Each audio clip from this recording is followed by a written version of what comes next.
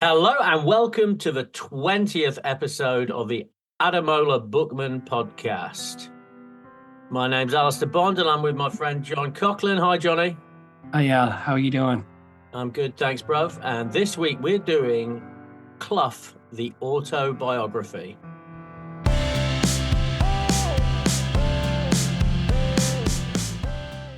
Apologies for the delay in the release of this episode. We've had some technical issues and some international relocation, Johnny. Moving house, moving country, and losing equipment as I go. So there you go. We're up and running this time, please God. And please direct any complaints to John Coughlin. Okay, so Al, I'm kind of prepared to be a little bit in the passenger seat for this one because this is all you, baby. This is my boy. This is the most significant figure in Nottingham Forest's history. So, what does Clough mean to you, Al? I was born in 1977, so basically he's the only football manager I ever knew until I was about 13 or 14 years old. So he really did define the club to me and to generations of supporters. Is there a statue of Clough? Yeah, there is in the Market Square in Nottingham. And it's a handsome beast as well. Yeah. Yeah. Yeah, That's nice. it's beautiful. Yeah, I took my missus to see it when she visited England. You can imagine her enthusiasm. Did she weep at the feet of the statue of Brian Clough?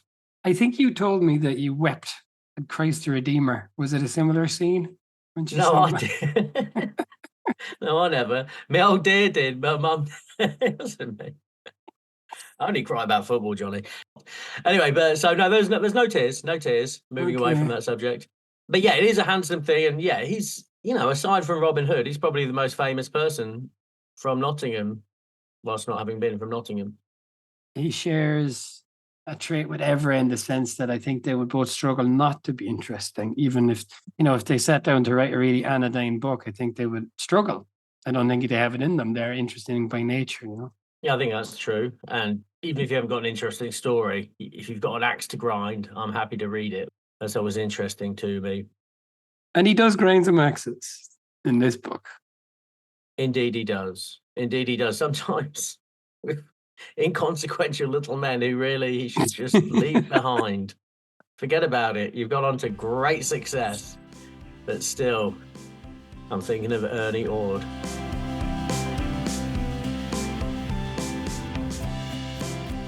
So, Clough, the Autobiography. He was born in Middlesbrough in the 1930s, and he has a lot of attitudes, probably are engendered in a lot of people who were born in that similar period. I'd just like to deal with the controversy first, Johnny, before we get on. Yeah, there's probably a few things that we should talk about. Famously, Clough was a manager of Justin Fashanu, who was the first player in English football who was not openly gay, but was known to be gay. He was signed as a prospect from Norwich for $1 million. He'd won goal of the season playing for Norwich. He'd been playing for England under 21s, but it went horribly at Forest.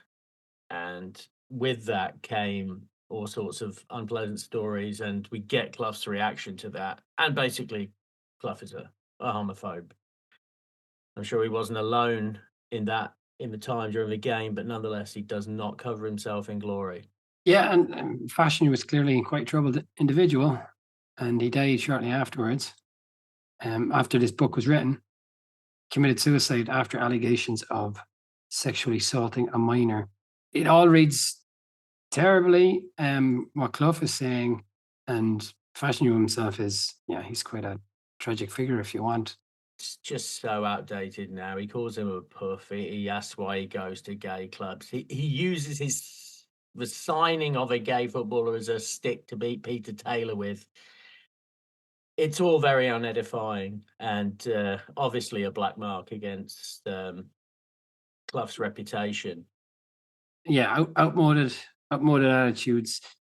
And Fashanu was living in a world surrounded by those attitudes, I guess, at the time. It must have been incredibly hostile.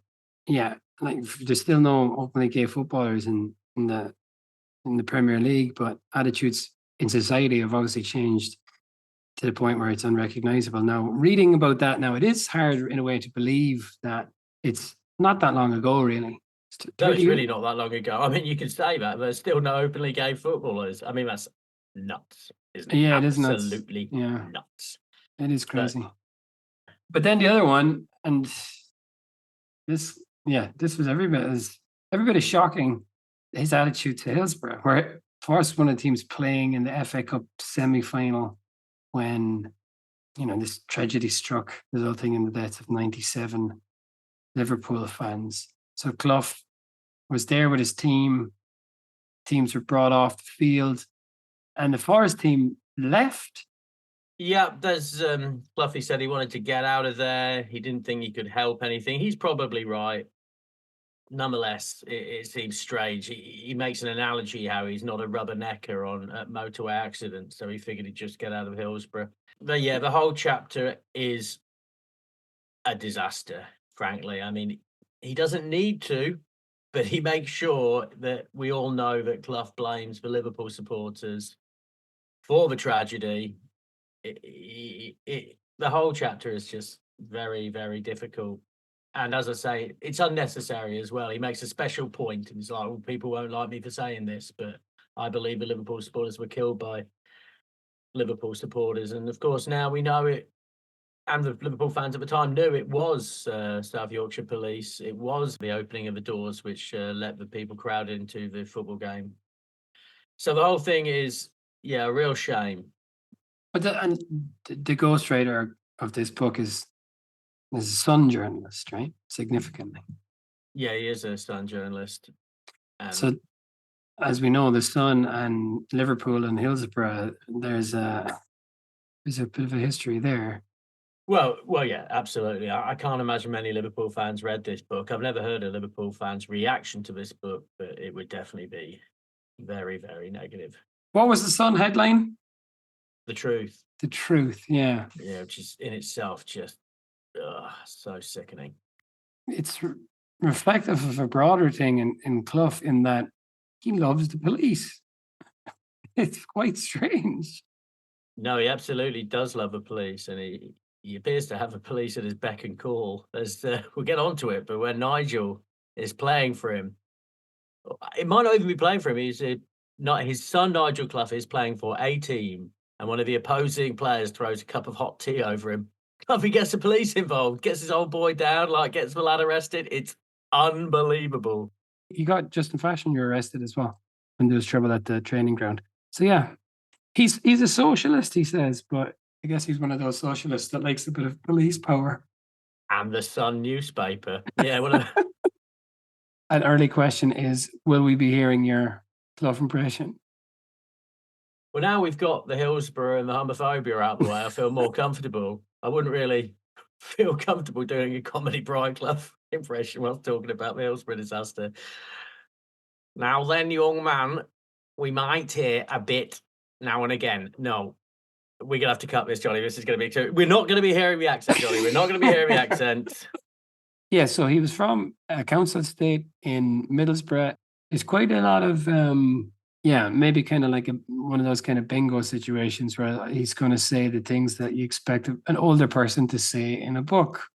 You're not wrong, Johnny. Yeah, chapter 1 is like sentimental drinking games. Bit of national service wouldn't do the youth of today harm. Drink. Kids mucking around on their video games, don't know what they're missing. Drink.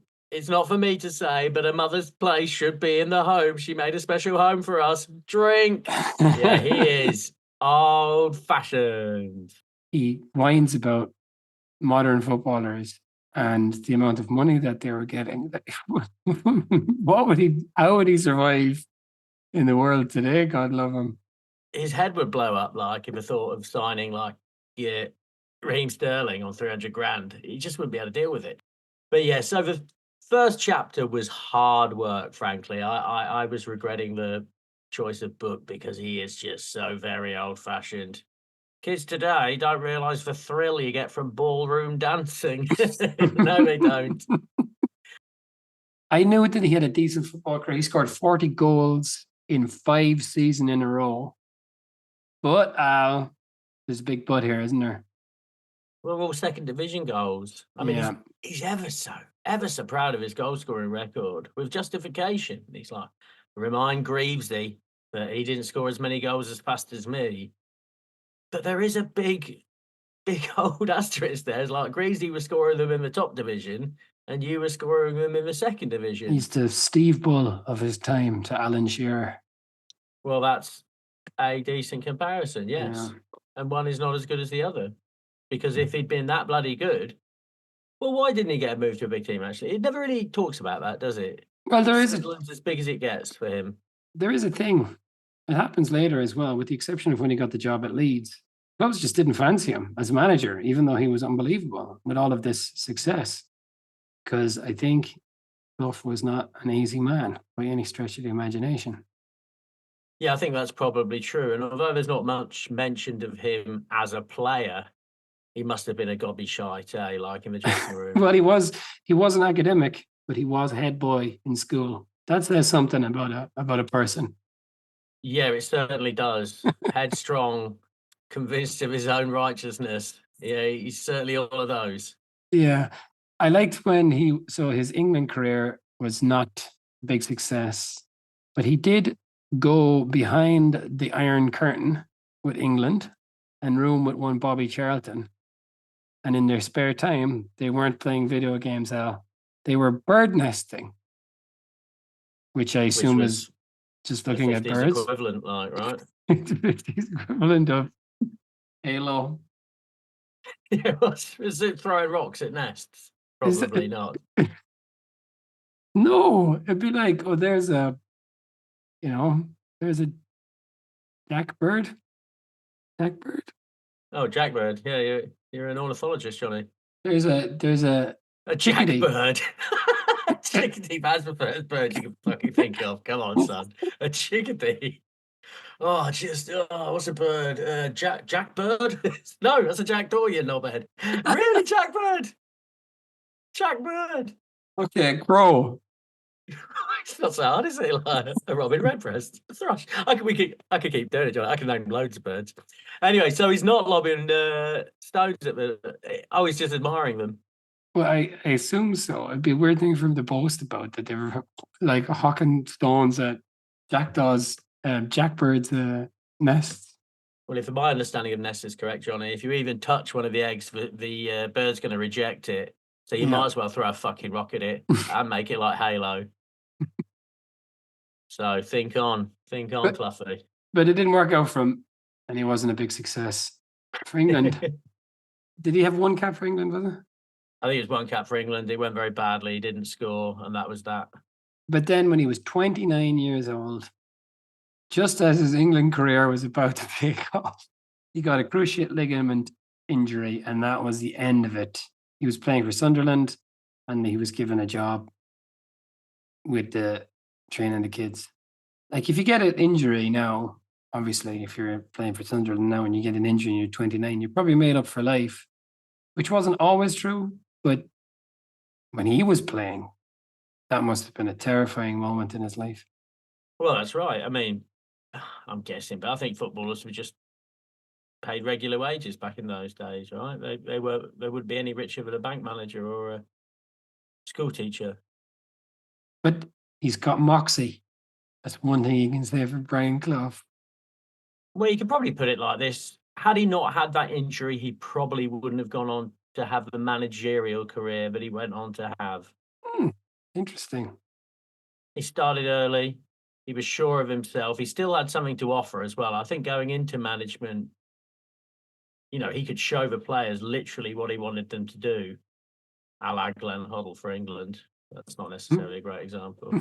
It's not a good example at all. Anyway, he started young.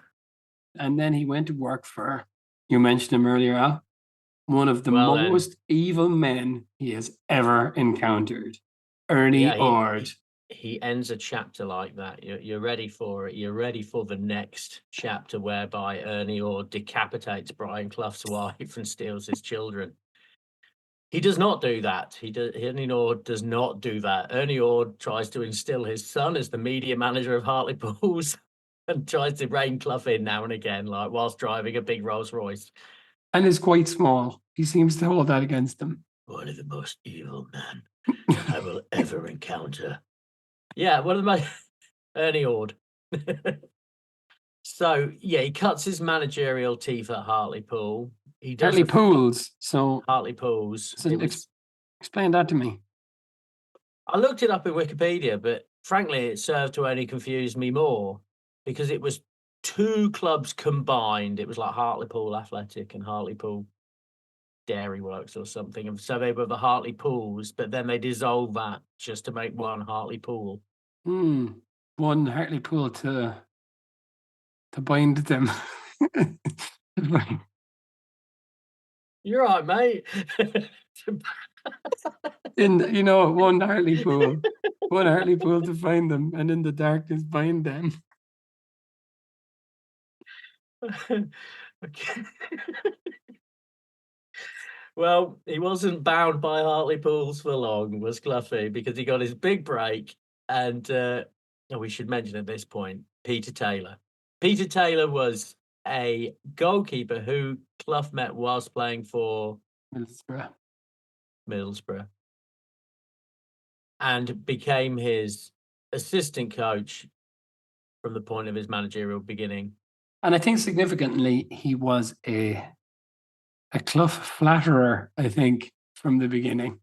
Oh, you're the best, Brian. You're so much better than Greavesy, Brian. Well, that spoke to Cloughy, didn't it? And it did. You used to be like that with me, Johnny. Not anymore. But it's very interesting that, like, one of the things that I didn't know about Clough is this tragedy, but this thing about they were an inseparable pair until they were separated, and then they never spoke for the rest of their lives as a result of a falling out. So there's this great sadness around this thing towards, after Taylor dies. But it's funny in the book because Clough is just always having little digs at Taylor throughout the book. And Taylor has died by the time he's written the book. Yeah, you have to remember who's boss. I mean, so the whole Clough Taylor thing. So, as a managerial duo, Taylor was the talent scout, basically. Taylor would tell Clough who to buy. Clough would then go acquire that player, and there's a lot of stories about that, and then would be that player's manager. And this worked just incredibly well. He's an incredible nose for a player, a real Moneyball attitude as well to acquiring footballers, Peter Taylor, Johnny. In the sense that he would find the lesser players hiding under a bushel somewhere. Yeah, older players out of contract, other people have forgotten about. Right. Yeah, exactly. Young players, other people aren't looking at. So, for example, when they begin at Derby, Taylor identifies Dave Mackay, who's a big player at Spurs. He tells Cloughy to go get him, even though this is for a second division team. And it's against all the odds, Cloughy does get Dave Mackay, and this really is the beginning of Derby's brilliance. Mackay's playing a sweeper behind these other players who they have built to play around Dave Mackay. And they start playing a totally new brand of football. They're passing it out. There's no hoofing it. It's short, clever passing from the back. And this is incredibly successful. Yeah. And he talks about a particular moment when Mackay put his foot on the ball in a hairy defensive moment and passed it out of defense. And they talk about, like, Taylor and Clough saw this as kind of the dawn of the Derby era. And what an era, Johnny. This is little old Derby County. You couldn't have a shitter football team. And they won the league. It's an astonishing story how you could get a football team that shit to win the league and to reach the semi-finals of the European Cup. The big elephant in the room is, despite everything that Clough goes on to do at Nottingham Forest, he really left his heart in Derby, didn't he? Now, tell the truth, Al. I'm not just trying to provoke you here. He does seem to love Derby. Yeah, this is something that Derby County fans have thrown at Forest supporters for years, that Brian Clough was secretly a Derby fan. having read the book, unmistakably, he remains very fond of Derby County. There's talk of him returning there at points. He lived out the rest of his life in a Derbyshire village, although, come on, that doesn't mean anything. But he does have a soft spot for Derby. He does. It was obviously where he first got his success, and I can imagine that was, special memories for him. And why does he say repeatedly that at Derby we were going to build a footballing empire to rival that of Manchester United and Liverpool? And why does he not say this about Nottingham Forest, where he went on to greater things? Why is it specific to Derby? And he says it more than once in the book. I think that's delusion, frankly. If he'd been given the chance to manage Derby for 10 years, somehow they would have built a team like Manchester United or Real Madrid. I mean, that's just obviously nonsense. I just think he's frustrated that he feels he could have done more with that team at that time. They took over Derby County there in the second division, so in the old second division, and they brought them up and they won the league and they got to the European Cup semi-final against Juventus, and they lost in, Clough would certainly say, controversial and unjust fashion. Is that known to be a factor, or is he just being a bit of a bitter bastard there, do you think? Well, he describes them as fucking dirty Italian cheating bastards, doesn't he? So it sounds fairly I mean, he certainly suggests the referee was dirty. He certainly suggests that. And that's something that he did experience later on in his career at Anderlecht at Forest. Don't get me started. So there was a German player playing for Juventus who was seen coming and going from the German referees' changing room. Is that the extent of the case he has against them? And just bad decisions, I guess. I mean, that's it. It's difficult to tell now because we don't have the TV footage that would be used. Certainly, Clough feels he was robbed. But we hear about that in modern times, players going into the referee's room. Maybe they're just being polite. Yeah, it's quite possible. But at any rate, one thing that is definitely a thread throughout Clough's managerial career is his absolute hatred for the suits, for the people that run football clubs. So the chairman at Derby was a guy called Sam Longston, who was initially very good to Clough, and Clough and him had a kind of, I think he called him was it like father-son or even grandfatherly kind of figure, but it turned sour very quickly, and Clough essentially didn't want anyone tinkering with the football side and was, I would say, extremely territorial. And what Clough says is that chairmen get into football in order to create a profile that they haven't established for themselves in whatever their career was, be they like the guy who owned Brighton when Clough was there was like a nightclub owner. So obviously, suddenly these guys can get fame, and he says that they're often envious of the players, they're envious of the manager. Who am I to say one way or the other? But that's certainly Clough's view, and eventually him and Longston fell out, and Clough and Taylor were really getting tired of him trying to tinker with the football side. So it comes to a head, and actually what happened is they kept, if you want to get a Clough, you go through Taylor, right? Yeah, it would appear to be that way. Question Taylor's role. Why is Taylor this? What's Taylor's job, essentially? And they threatened to resigned, thinking that the board would be insane to accept the resignation. But accepted they did, and that was the end of Derby for Clough, although not for Taylor, and more on that and on. I mean, by this time, Clough was a big television personality as well, and this is part of what annoys him about the Derby chairman, Sam Longston. Sam Longston wanted him to introduce him to people. Oh, I'd like to meet Bobby Moore, etc. But my reading of the book is that Sam Longston seemed perfectly all right, and there just gets a point with Clough where you're just like, I can't take this anymore. There was one occasion, and I forget the player, but they spent $250,000 on him, which again, this is Derby County in the early 70s. This is a substantial sum of money. And Clough just sends Sam Longston a telegram saying, we've bought this really excellent player for $250,000. The club's nearly bankrupt. Enjoy your holiday. Now, no one wants to go on holiday and get telegrams like that. It's just, it's not even a text message where you text him back quickly going, what the fuck have you done? It's like, oh, now I've got to get to my old telegram shop, whatever you call those, and dictate a telegram going, what the fuck have you done? Stop. So I can understand why these chairmen get sick of Clough. And I think you get to a point where it's like, well, we still have the same players. So, we'll just get a new guy to keep doing what they do. And they do, actually. Dave Mackay comes in and wins the league again with that same group of players. Mm. And once again, I mean, you're not going to keep a team like Derby at the pinnacle for very long because shit will sink down to the bottom. Why is it at this point in his life that he's going to Brighton? Now, Brighton are obviously big now, but they weren't then. He just won the league with Derby County. It's remarkable. I mean, I've got to think again, Johnny, that maybe other chairmen and the like were reluctant to employ him despite the potential success. You're going to be getting it in your neck day and night. A lot of people back then, you probably just appreciate the status quo rather than having, without wanting to use a horrible modern word, a disruptor like that, just tearing shit up, telling everyone that you're a fucking idiot and that he's right. Just give me more money. It must have been. I can understand how it happened.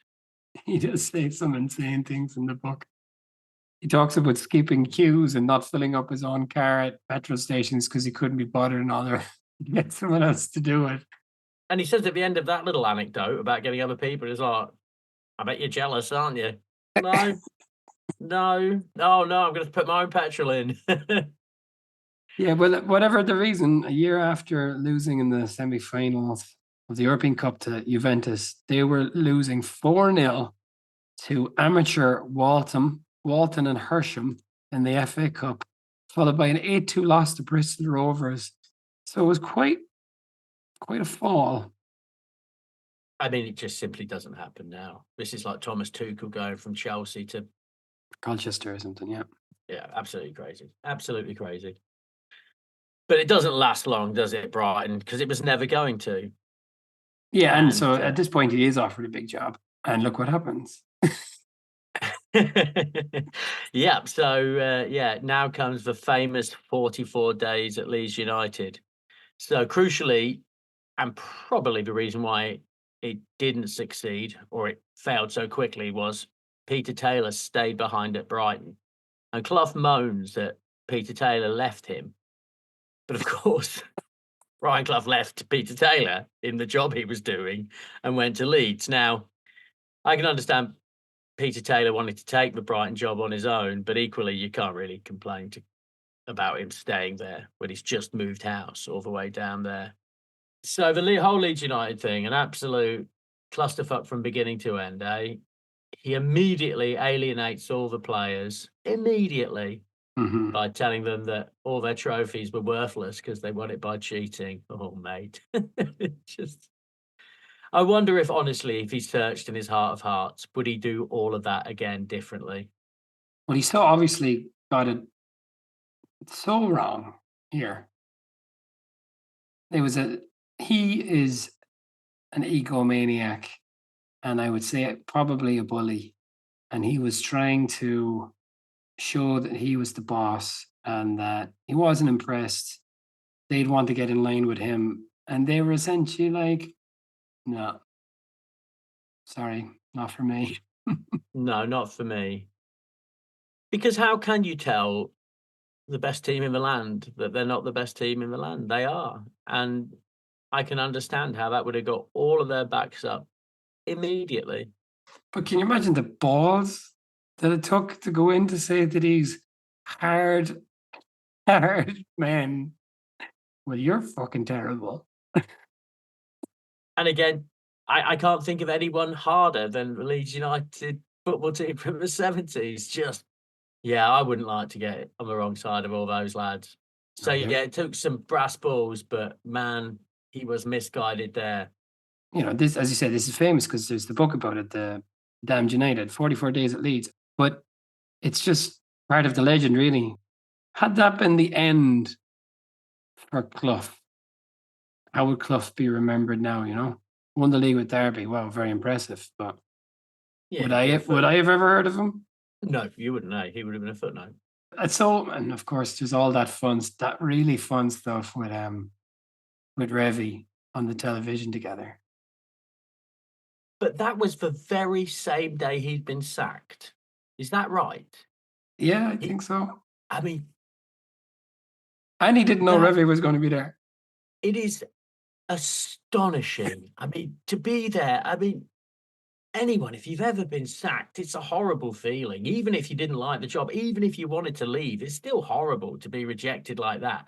And then to have to face down the fella whose job you took, who performed that job to the very highest caliber, and then to look him in the eye and condescend him and patronize him like that. Oh, Cloughie, Yeah, absolute gold. The man, yeah. that obviously sounds one way now, but at the if you were watching that at the time, maybe you would have thought this guy is absolutely deluded. Well, it would be David Moyes looking at Ferguson, telling him what a bad job he'd done and how he was trying to do it better. You do understand that, don't you? I mean, that's the comparison, isn't it? It's like David Moyes if it had gone even worse. And yeah, he'd just gone into a TV studio and stared down Alex Ferguson. Yeah, well, that wasn't happening, was it? Well, not with those two, but that's just the mark of Clough, isn't it? Yeah, Absolutely bulletproof, or at yeah, least it seemed to be. yeah, yeah. So okay, off he goes to Nottingham Forest. So he finds, Yay! Let's get on to it. yeah, he finds another shit club down on its luck.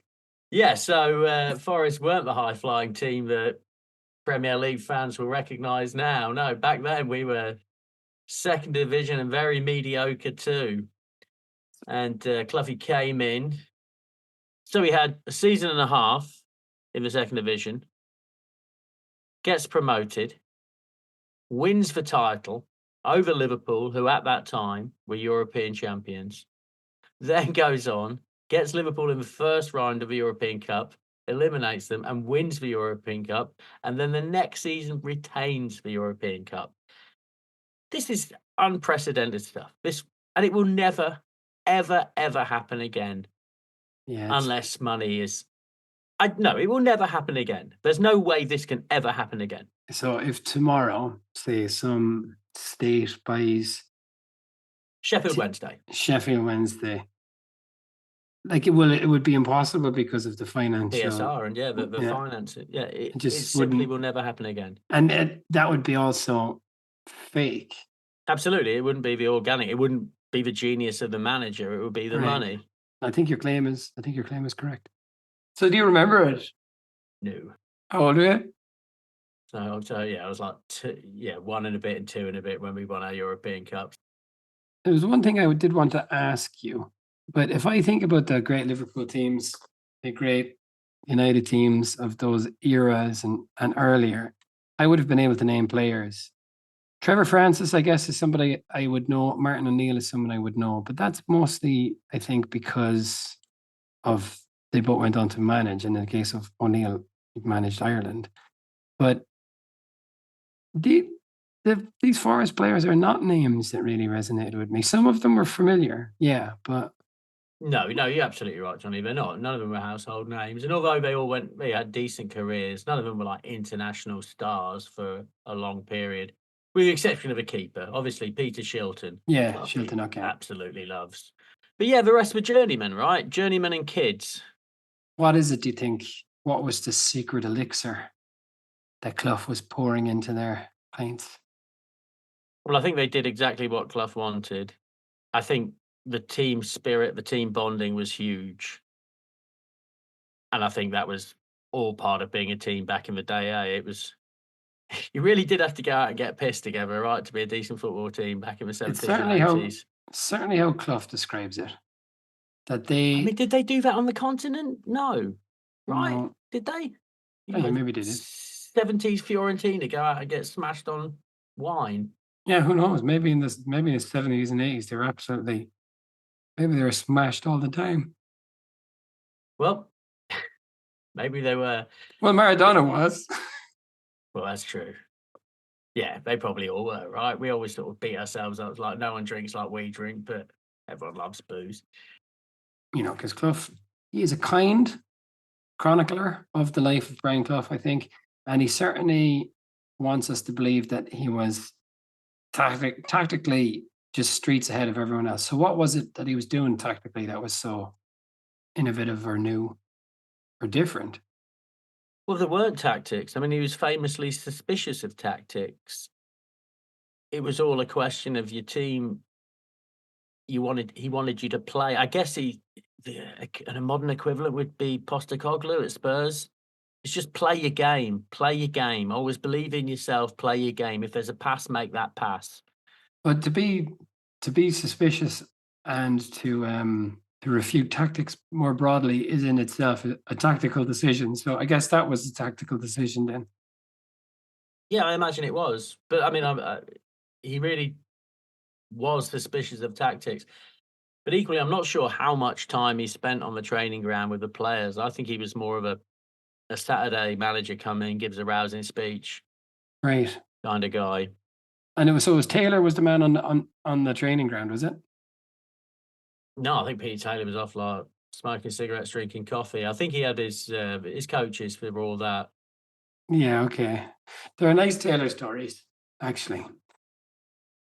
Remember, he tells a nice story. Was it when they were at Forest and Taylor says, we're going to bring the players to Scarborough. Now, my English geography is not great. Where is Scarborough in relation to Nottingham? It's a good 2.5 hours from Nottingham, north-east. And Clough was like, okay. So off they went, and then they came back, and Clough asked the bus driver, how did you get? So it's interesting that he asked the bus driver. He obviously knew something was up. How did you get on in Scarborough? Yeah, good. Although we had a hard time getting the wardrobe out of the bus. He'd used the team to move furniture to an apartment he bought for himself in Scarborough. Bravo, Peter Taylor. Yeah, very well done. You wouldn't get away with that now, would you? And whilst we're on anecdotes, there was a nice one. Brian Clough called the youth dressing room and says, someone get me a cup of tea. And the youth on the end of the line goes, get it yourself. And Clough goes, do you know who this is? And the kid on the other end of the line goes, yes. Do you know who this is? And Brian Clough goes, not sure. He says, well, get the fucking tea yourself.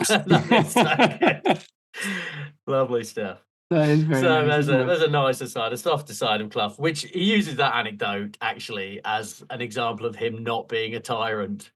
So Robert Maxwell, father of Ghislaine Maxwell, he was on the board. He was chairman of Forest. No, chairman of Derby. He wanted to be chairman of Derby. How dare you think that disgusting animal would be associated with Nottingham Forest football team? So he is very much a Derby man, sir. Yeah, I mean, in the early 80s, because of a connection with Ghislaine, like Jeffrey Epstein was a season ticket holder at Derby County. That's not. He's making that up. Nice. Yeah. But so Maxwell was thrown off his boat, potentially by the Mossad. And I had read elsewhere, like years ago, that he may have been like an Israeli intelligence asset. You know, it's interesting, isn't it?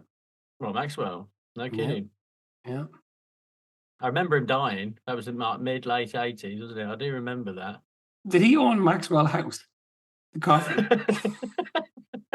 I don't think so. But he did own Maxwell, the footballer, friend of Zlatan. He was named in honour of Robert Maxwell. No, he owned the Mirror, right? He owned the Mirror. And the Mirror newspaper. And then he screwed everyone for their pensions or something? Stole the pensions. Yeah, okay. Don't put that on bloody Forest, mate. Nothing to do with us. So the reason this comes up is because the Derby board tried to get Clough back. And this I really found unbelievable in the truest sense, that I could barely believe that this sequence of events happened. So Taylor they're having this unbridled success. Does that even make sense? Like, they're just having so much success at Forest. And then at the same time, Taylor, for whatever reason, is secretly talking to the Derby board. And he essentially tells them, yeah, we'll come back. But Clough is saying, look, I'm not going back. And Derby's like, just set up a press conference. And by the time he comes over, he'll just go with it. It's like, what the heck? And Clough comes over, the press conference is there, and he's like, no, I'm not doing it. And Clough says, okay, I'll go into the press conference. And he goes out there and explains it to the press. Like, that's an astonishing series of events. Well, it's good to have a press conference and something it's not happening. Like, you give him 100 a day, like, well, Jurgen Klopp, he just had to do one daily, just today. I will not be managing Real Madrid. I will not be managing Barcelona. The same goes for Juventus. I will not be managing Germany. Yeah, ballsy. If you build it, they will come, right? Yeah, well, is this where the rot set in with Taylor? Well, this is the beginning. I mean, you say that Cloughie's a Derby fan. It seems like Taylor is the Derby fan, right? Taylor's always itching to get back to Derby. And he does go back at this point, right? Well, this is the thing, Johnny. It's funny because he was only at Forest for 6 or 7 years, Peter Taylor. But obviously, those were the years we won the European Cup in the league, so they were the best years. Significant enough period of time. But so they fell out over Taylor. Then tried to sign Archie Gemmill. Well, he did sign Archie Gemmill. He signed Archie Gemmill, and he didn't let Clough know that he was doing it. And that's it. I'm never speaking to you ever again. Yeah, so Clough saw that, and he saw a friendship of 15 years, and he just fucked it off. And it smells of regret in the book. He knows he did wrong, doesn't he, Johnny? He knows he did. Well, it's funny, isn't it? Because he knows he did wrong. He's written the book after Taylor has died.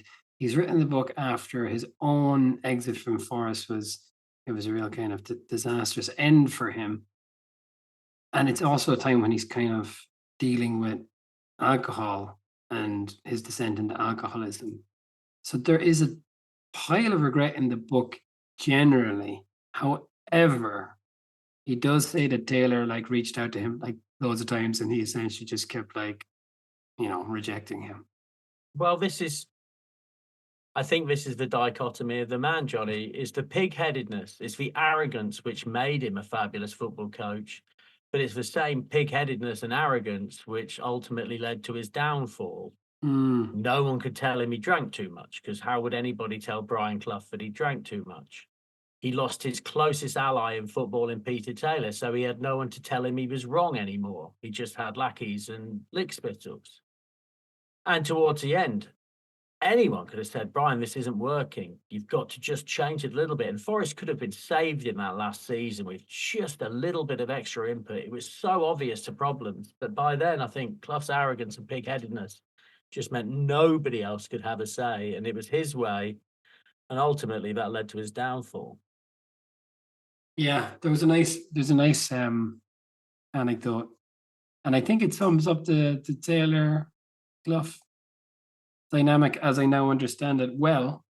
They were at some event and Princess Margaret was there. And Taylor says to Clough, go and tell her we won the European Cup. And Clough was like, why would I tell Princess Margaret that? She won't be impressed. It's like, just go and tell her we won the European Cup. And he kept at him. So Clough goes over and tells her that they won the European Cup. She wasn't very impressed. No. Yeah, and he says, go and tell her she'll like it. I just think that's ever so nice, she'll like it. But yeah, basically, it seems to me Peter Taylor could tell Brian Clough to do anything he liked, and Clough sort of saw it as a challenge, and he'd go and do it. Yeah, the dynamic. I don't think Peter Taylor ever negotiated his own salary ever, right? He just got Cloughie to go in and do it every time. And Clough is always saying that Taylor loved the pound. Is that what he says? Yeah, loved the pound note. Loved the pound note. But I believe you had a few pound notes in some brown paper bags as well, didn't you, Brian? You liked them too. Yeah, he did. The thing on the Taylor Clough dynamic is it doesn't really exist elsewhere in football. There are literally no other examples of successful managerial duos, not at that level anyway, right? I think you're right. I think maybe it's not as pronounced. I wonder if Eddie Howe went on to win the European Cup with Newcastle, people will be speaking about Jason Tindall in hushed tones, the Tindall stand at St James's Park.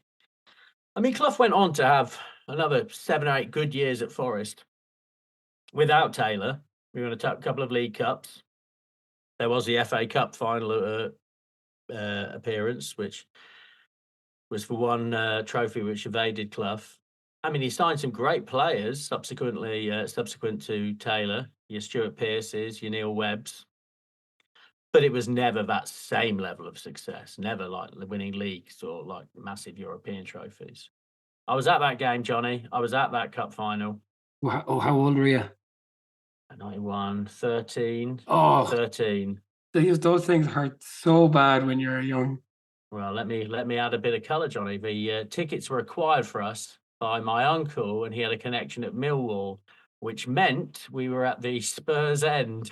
And I had all my finery on, as you can imagine, like decked head to foot in Nottingham Forest stuff. And I got spat on by a Spurs fan. Happy memory. And I also let out an illicit cheer when Gazza got stretched off, and like I got pelters. My old man was like hacking in. I don't really remember much about it. I remember being very upset, and in all fairness, I remember all the Spurs fans around me being kind at the end. But it's easy to be kind when you've won, isn't it? Yeah, the one that got away. But yeah, that was Clough's great sadness. He really deeply wanted to win the FA Cup. And he really deeply wanted to be England manager. It's funny and this is like, we talked about regrets in the book. It's kind of a human thing, maybe, that people remember regrets maybe in a way more than successes. To come away from that book where he's done these amazing things and think, geez, that guy has a lot of regrets. It's just funny, isn't it? Well, that's right. I mean, that's it. I mean, wish I had a success to blot out any of my regrets, but regrettably, no. He was never going to be England manager, was he? Having read the book, I understand it more than ever. It was always a weird one for me because he was always talked about as the potential England manager when I was a kid, but obviously I didn't want him to be England manager because I wanted him to be Forest manager. So I was happy he didn't get that. But he was just too controversial. Can you imagine that there's a paragraph in that chapter where he says, what the English FA didn't recognise is that I would have completely changed the way I was if I'd been England manager. And it's like, oh, those bloody FA bigwigs. They didn't recognise I would have completely changed my character if I'd been England manager. It's like, you probably wouldn't have in reality. No. Oh, by the way, one of the England FA bigwigs, his name was Dick Ragg. I go by Richard, actually. I go by Richard Ragg. Richard Ragg is quite good. Dick Ragg. Richard Ragg's fine, but Dick Ragg is what you need after you've had a wank. It always blows my mind that anyone goes by the name Dick. You know what I mean? Like, when I was a kid, it's like, his name's not actually, no, his name's Richard. But you know what Dick means, right? I thought like all these adults didn't know that their name was secretly the name for a penis. Like, I genuinely, it's like, why would you do that? Why? On one of those awful American talk shows, and maybe it was Kimmel, and Kimmel's not the worst. He did a thing where it was people with funny names for their professions, and there was a fella who did what do you call it when you get the snip? Circumcision. A fellow who did circumcisions, and his name was, this was true, Big Chop. See? Oh my Dr. God. Richard Chop, welcome, sir. Dr. Tit Chop, get the fuck away, pervert. I got my medical marijuana card, Johnny, and my doctor was called Dr. Blunt. And I looked his name up, and his name was actually Blount. He did a James Blunt thing, but of course he did. Dr. Blunt, so good.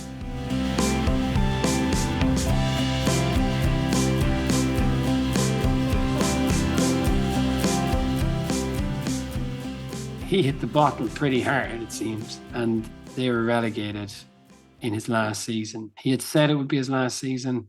He says that he should have stepped down after they lost the FA Cup final. Discuss, Al. Well, that's probably the tragedy, isn't it? Because probably if they had won the FA Cup final, he would have stepped down, right? It would have been perfect. The last trophy he hadn't won, he could walk away. Forest had a good team at that time, but unfortunately that got dismantled. Famously, Forest needed a striker in that season. We got relegated. We were meant to get Kevin Gallagher. We got big fat Bob Rosario, and that was that, basically. But you turned down Collymore. Yeah, he could have got Collymore again. This is one of the tragedies. We got one win, decided to hold off paying 2 million for Collymore from Southend. And if we got him, yeah, we would have been fine because that kid was magic. Yeah, that's crazy now, isn't it? It's funny that Clough, you were saying earlier that he wouldn't have been able to manage now because of the money, but it's funny that he was so reluctant to spend other people's money. You think you wouldn't care less, like? There's a part of me that thinks, so Johnny, in all of this, some of it was all kickback related? If that Mm, Collymore deal had been a nice brown paper bag, this is unfair, but there definitely were kickbacks in transfers those days. I don't know if that went on to the 90s. But yeah, it's a bloody shame he didn't buy Collymore because I can't help but think how different all of Forest's subsequent history would have been like. We fell off the gravy train on the first season yeah, and we got back, but we never really managed to get a proper foothold in there. yeah. I have a friend whose great great grandfather or whatever got on the Titanic when it left from, Southampton. and it stopped in Cove, and he got off. He got off. Yeah, but anyway, whatever. I suppose the Forest going out in the first year of the Premier League is like they're like the opposite of that. Come to the Ademola Bookmen Podcast for all your finest analogies. Well, I've been to Cove, Johnny, and I talked about Roy Keane there because he used to play for Cove Ramblers, so it all ties in. Yeah, Lovely. exactly. It's all very deliberate. Oh, brilliant, Johnny. Brilliant. That's your mastery of this art. So tell me how you remember those final days. You were a teenager. You're masturbating into your dick rash. I mean, I remember I wasn't going to those games. I think I probably saw no more than 3 or 4 of those last season games. So I don't really remember it that much, but I do remember his last game, Sheffield United, the whole ground singing one Brian Clough. I mean, that's pretty special. I remember he was crying, eh? He had tears in his eyes at the end. Yeah, I remember that as well. I mean, if you're gonna go out, well, no, don't get fucking Forest relegated, but but it was in a tragic way beautiful, right? No. Yeah, well, there is something to that. It's not a fair, fitting ending, but it's a heck of an ending. It is a heck of an ending, and there's some poetry to it. He took us from second division, and And he took you left right us back in the down second there. division. But yeah, man, what an 18 years it was in between, though, like, or 15 years, or however long it was. And what about when he smacked those when he smacked those fans? That was kind of Well, let's fun, talk about wasn't this. This is much more fun, eh? Yeah. I wasn't at that game, but I remember hearing about it on Radio One News the next morning, and it's like, and in Nottingham, and my little ears pricked. I was, oh, what's happened? What's happened? Because you didn't know then. There's no internet. Could have been some horrible tragedy, but it was yeah, Cloughie whacked a few pitch invaders. He says he wasn't the worst for. I wasn't the worst for drink because then I would have missed. You were the worst for drink, Brian, because otherwise you wouldn't have done it. It's the easy worst. And in all fairness, that there was of the 3 fans he hit, 2 forgave him like immediately, and there was a lovely press conference. It's Yeah. like, give us a kiss. You have to catch me, is it? Lovely, chase me, Chase me. chase me. So good. Well, that's kind of it, really, for Clough, isn't it? He died in 2004, I think. Did he do anything in those last 10 years after football? No, he did absolutely nothing. Really? No, he did No nothing. TV or nothing? No, he just disappeared. He just absolutely disappeared. Into Like, he the, didn't come back. He came back to a Forest game or something. He went to a county game because Nigel was a manager by then. Nigel will never be a manager. It says that in the book. He's been a manager for like 25 years now. Yeah. And Stuart Pearce will always be at Nottingham Forest. Wrong again.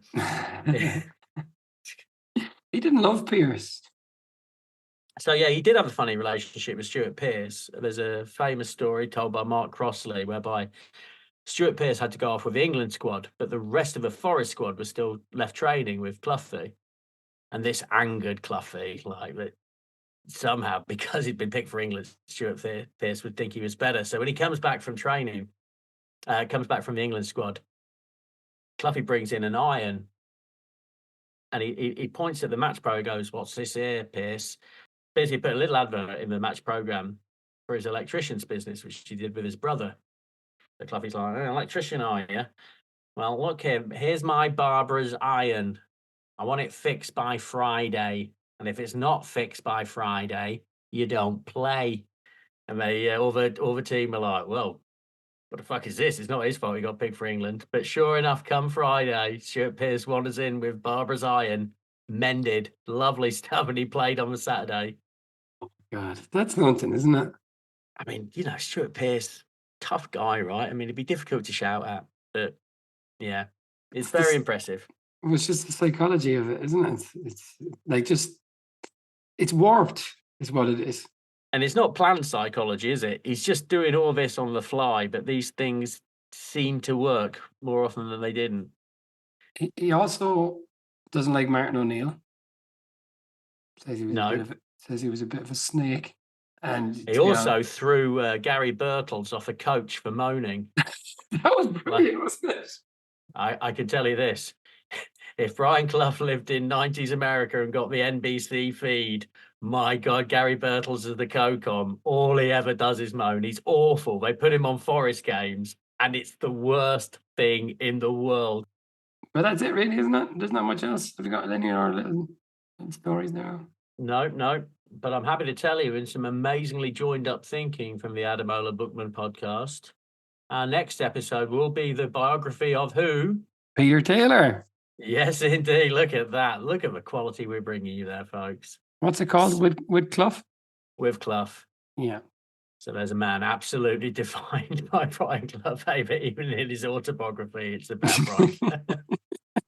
But okay, let's rate this book. What are the criteria by you want to rate this book, Johnny? Yeah, I'll give it 4. I give it 4 boxed fans. Yeah, okay. I too will give it 4 boxed fans. It's an excellent book. It's a real insight into his psychology. It's a real insight into his prejudices and the ugliness. But it's real, isn't it? I think you really do get a pretty decent reflection of who Brian Clough is, maybe without his worst excesses. But I think you can read between the lines. This is fairly unvarnished stuff, I think I think a book written in the 90s is likely to be less guarded than a book written today. And I think that you see that here.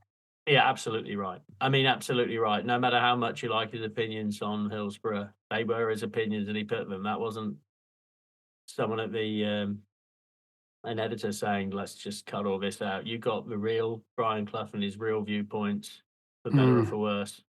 For better or for worse, yeah, absolutely. Well, okay. That's it. All right, then. Well, hopefully that's recorded. Yeah. And, well, thank you very much for this delay, joining us for this delayed episode of the Ademola Bookmen Podcast. Episode 21, as previously mentioned, will be With Clough by Peter Taylor. Please reach out to us and send us a comment on Instagram on the Ademola Bookmen Pod. Yeah, well, thanks, Al. Thank you very much. Well, thank you, Johnny. Thank you. And we'll see you again in a couple of weeks. Yeah, thanks for listening, folks. Thank you indeed.